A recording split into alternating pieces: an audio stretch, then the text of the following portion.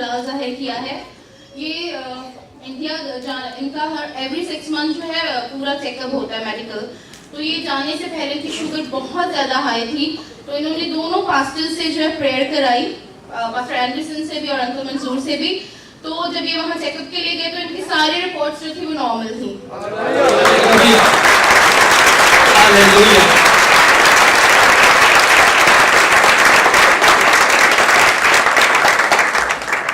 और इनकी दूसरी टेस्टिमनी ये है कि ये जा रहे थे मंजूर से मैंगलोर और बेंगलोर जा रहे थे, और इनकी गाड़ी के एक साइड पे बस थी और एक साइड पे ट्रक था।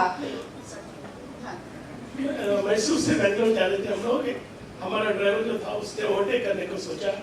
उसी वक्त क्या हुआ कि सामने से इतना जबरदस्त स्पीड में बस आई।